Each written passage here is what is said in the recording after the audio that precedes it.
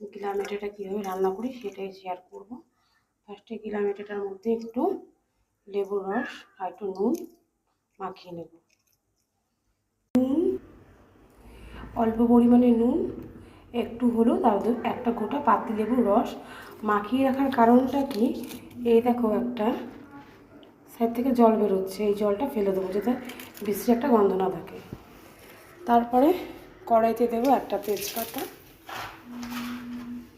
একটু গোটা জিরে আর দেবো কয়েকটা গোটা গরম মশলা। ঠিক আছে, আলুটা দিয়ে দিলাম, একটু স্বাদ মতো না হালকা পরিমাণ একটু লবণ দিয়ে দিলাম।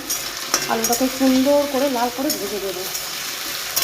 লালভাবে আসবে তখন আমি দিয়ে দেবো পেঁয়াজটা। তার মধ্যে পেঁয়াজটার মধ্যে নুন দেবো যাতে পেঁয়াজটা নরম হয়ে আসে। তারপর দিয়ে দিচ্ছি টমেটোটা।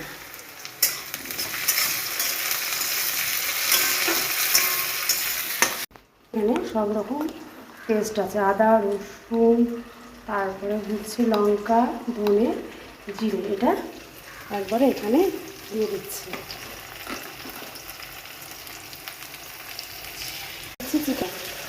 এটা স্বাদটা ভালো আসার জন্য। তারপরে দিয়ে দেবো কাশ্মীরি রেড চিলি, এটা কালারটা ভালো আসার জন্য।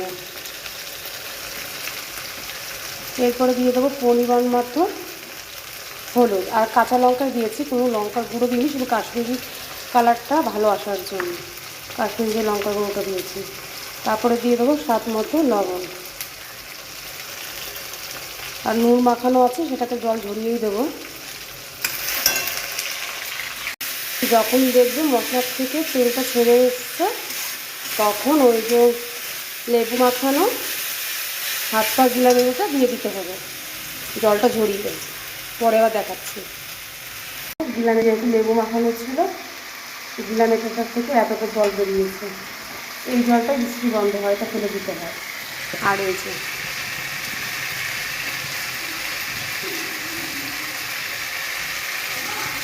পরে আবার সম্পূর্ণ কমপ্লিট করে খাওয়ার সময় তোমাদের সাথে শেয়ার করছি।